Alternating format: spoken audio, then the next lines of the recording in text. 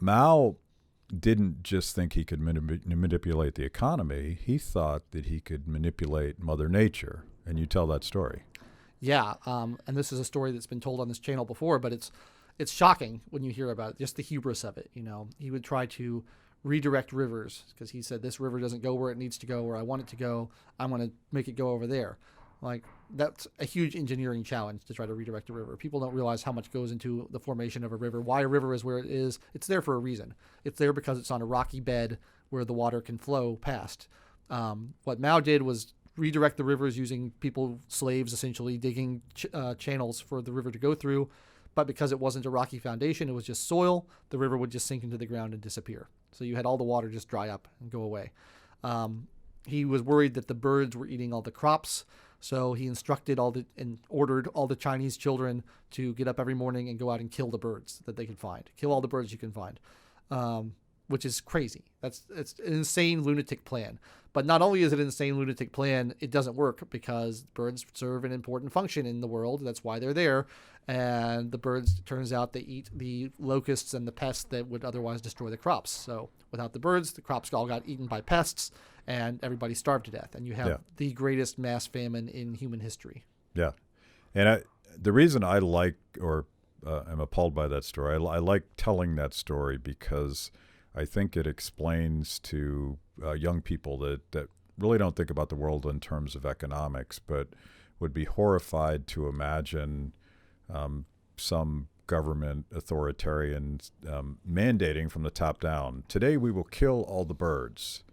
And like it's crazy, but it's more than crazy. It's evil because he's, as you were saying earlier, these communist governments replace religion with the state as God. And in this case, Mao was God. He wrote a little red book, and if he said it, it must be true. And the consequences were a humanitarian disaster. Yeah, and they don't even give you the courtesy that religion gives you of saying that you're made in my image and you're a special, unique individual. Yeah. They just say, you work for me. Yeah. That's it. But so everyone agrees that that's bad. And I'm assuming that there's even the most ardent socialist in this country would hopefully admit that Mao committing birdicide was a horrific thing. But it applies to almost everything the government does to manipulate our behavior. Yeah, it's all based on them thinking they know better than the rest of us. And I have a section in the book on economics, which may seem a little bit out of place with the rest of the book because not that many economists call themselves public servants, but there are some economists who work for public policy institutions or universities or governments. And there's this whole new school of economics called behavioral economics. And basically the goal of behavioral economics is to find ways to get you to change your behavior so that there is a more efficient outcome, according to the economists. Economists love to optimize things. They make you study calculus in grad school because they think that you can optimize things. And so these behavioral economists think they can optimize society by changing human behavior.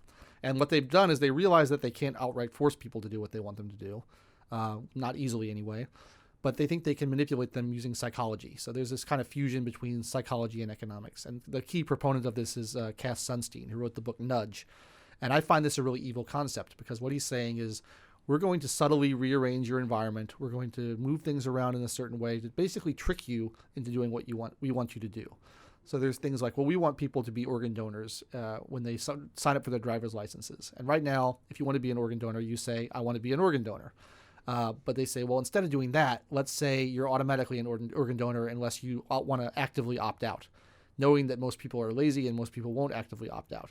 And that, kind of sounds a little bit benign because it's just changing an opt-in to an opt-out. But the goal is really sinister because what you're doing is you're just trying to change people's behavior through very subtle ways that they won't even realize that they're being manipulated. They won't realize that their behavior is being changed.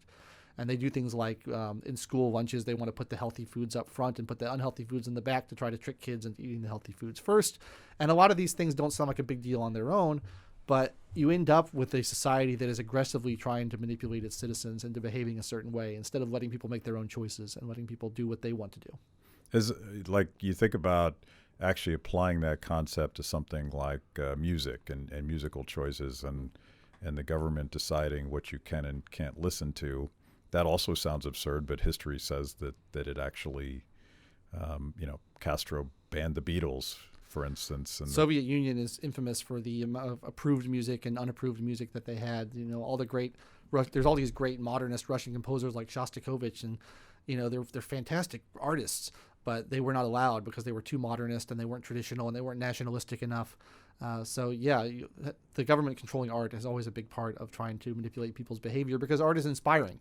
Yeah. And art inspires people to think new thoughts and have new ideas and do new things, and maybe even to revolution. And we can't have that. We got to keep everybody comfortable and safe and complacent.